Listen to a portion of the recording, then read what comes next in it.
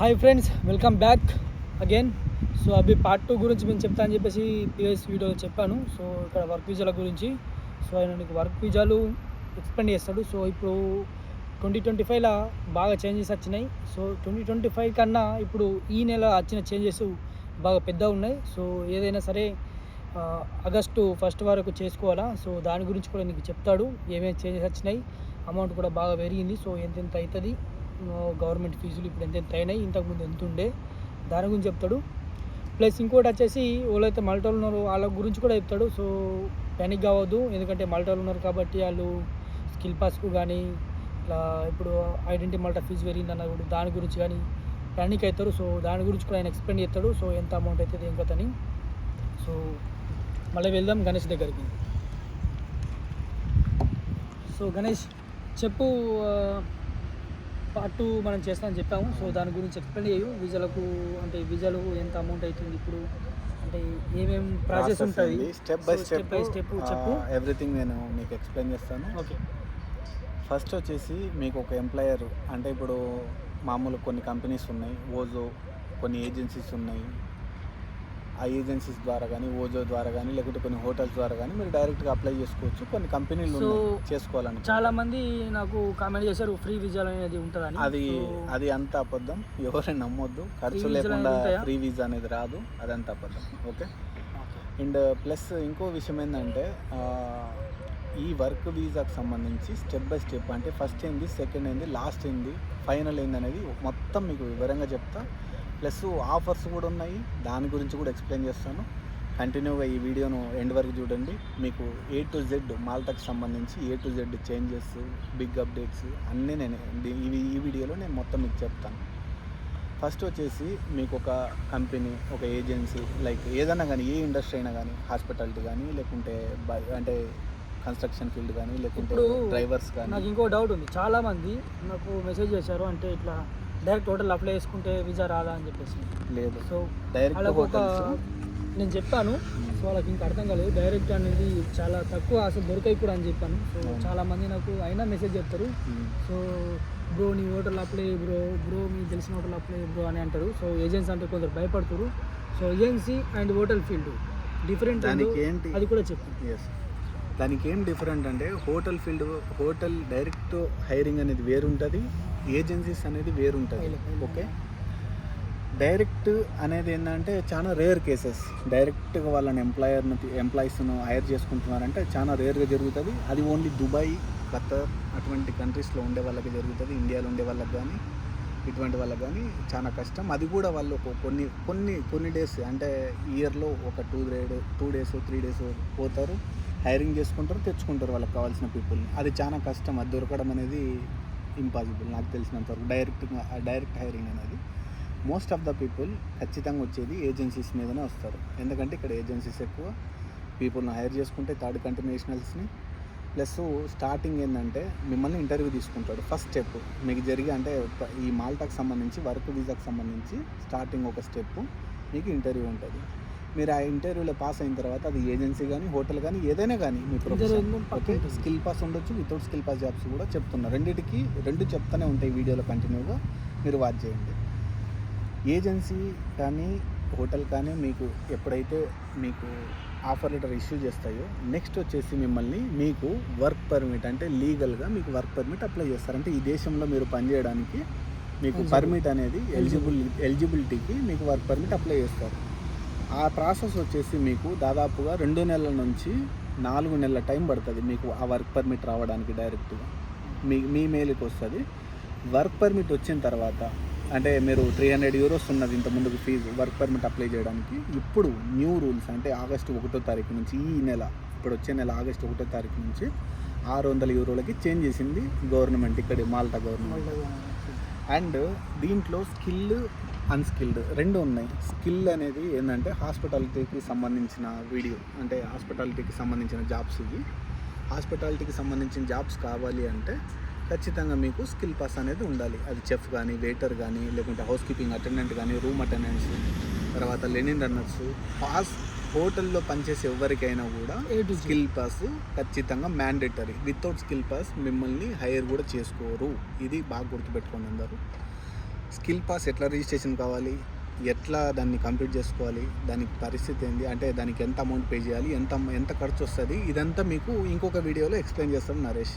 మీకు A to Z మీకు స్క్రీన్లో కూడా షో చేస్తాడు ఎట్లా రిజిస్ట్రేషన్ కావాలి, దాంట్లో ఎట్లా మిస్టేకులు కూడా జరుగుతాయి. చాలా మంది మిస్టేకులు కూడా చేసినారు. మిస్టేక్ ఏంటంటే వాళ్ళు బయట కంట్రీలో ఉండి లోకల్లో ఇక్కడ లోకల్ ఉన్నట్టు చేస్తే వాళ్ళకి ఏమవుతుందంటే లింకులు అనేది నంబర్లు అనేది ఇక్కడ నుంచి వస్తాయి. సో నీకు తర్వాత పేజ్ టు ఇంటర్వ్యూ అనేది ఉంటుంది.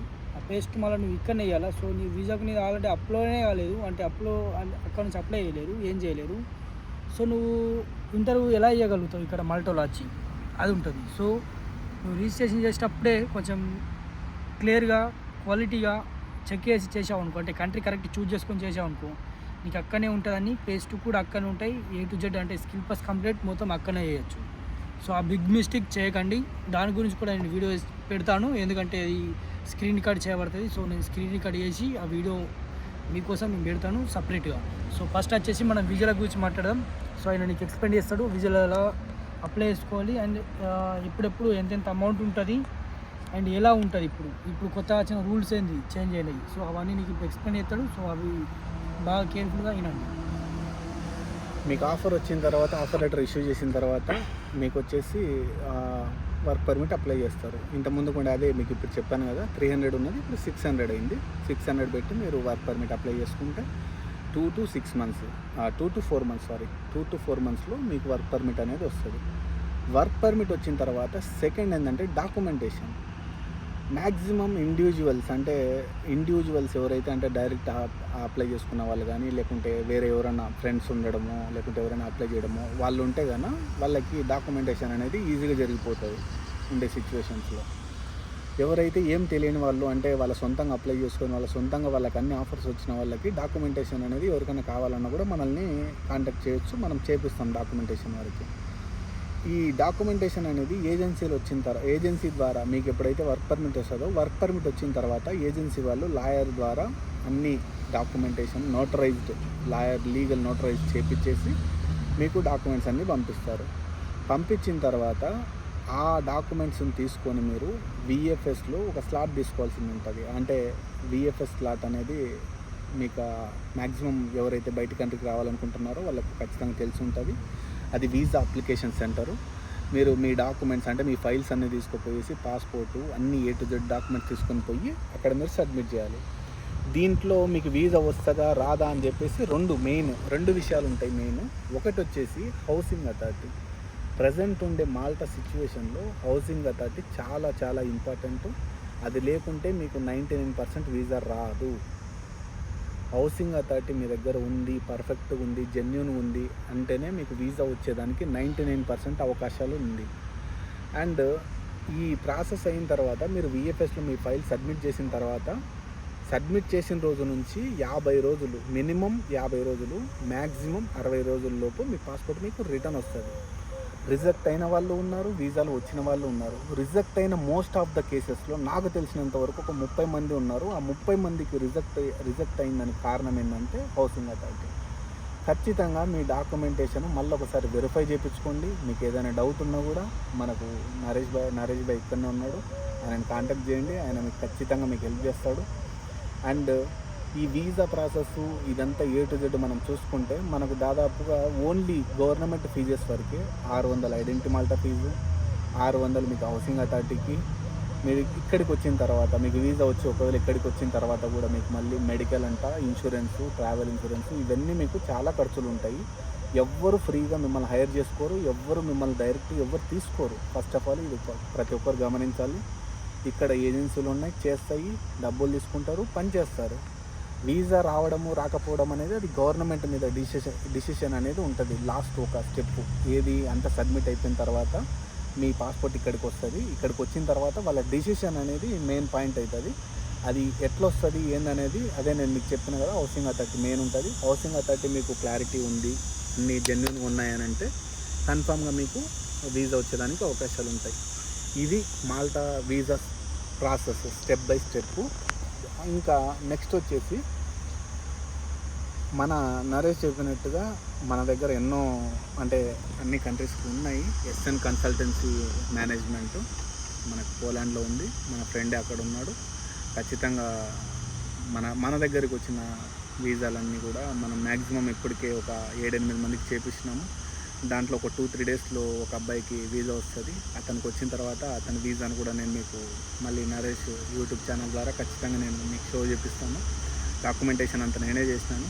మీకు ఎటువంటి ఇబ్బంది ఉన్నా, ఏవైనా మీకు డౌట్స్ ఉన్నా, లేకుంటే మీరు ఇంకా ఒకవేళ ఆల్రెడీ అప్లై చేసుకొని ఉన్నా కూడా ఏ ఇబ్బంది ఉండదు.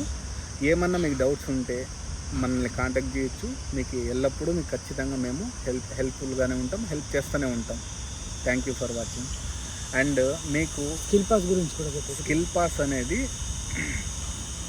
పాస్ అనేది ఎట్లా రిజిస్ట్రేషన్ చేసుకోవాలి, దాంట్లో మెయిన్గా చేసే మిస్టేక్స్ ఏంటి, తర్వాత స్కిల్ పాస్ 1 ఎట్లా కంప్లీట్ చేయాలి, 2 ఎట్లా కంప్లీట్ చేయాలి, స్టెప్ బై స్టెప్ మనం ఈ వీడియో అనేది నరేష్ ప్రీవియస్ వీడియోస్లో ఉన్నాయి. మీకు ఆయన ఇప్పుడు రిజిస్ట్రేషన్ ఎట్లా చేసుకోవాలనేది కూడా ఖచ్చితంగా మీకు ఇంకొక వీడియో కూడా పెడతాడన్న. చూడండి, ఖచ్చితంగా కంటిన్యూగా వాచ్ చేయండి. ఈయన వీడియోస్ అన్నీ మాల్టాకు సంబంధించి అంటే యూరోపియన్ యూనియన్కి సంబంధించిన వీడియోసే ఉంటాయి.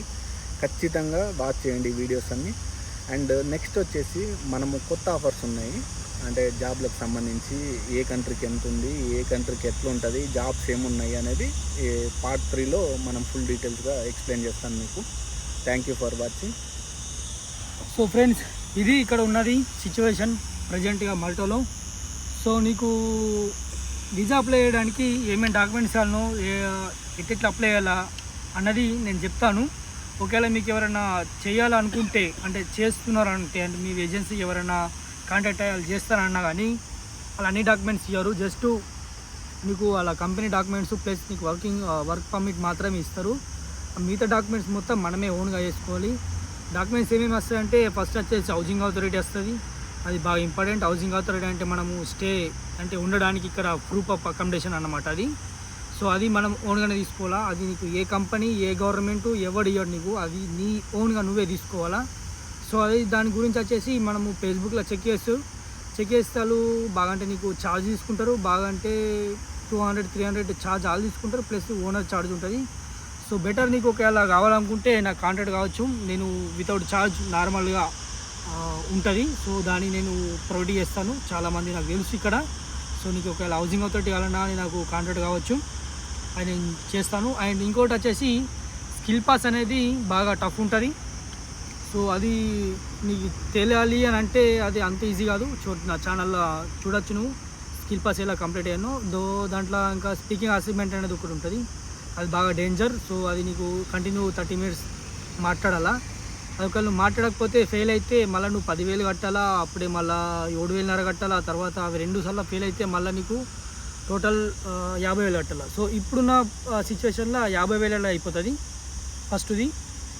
సో ఇంకా ఇప్పుడు ఆగస్ట్ 1 అయిపోతే 1000 అవుతుంది. సో దాని రేట్ కూడా పెరిగింది, 1000 euro అయింది ఇప్పుడు.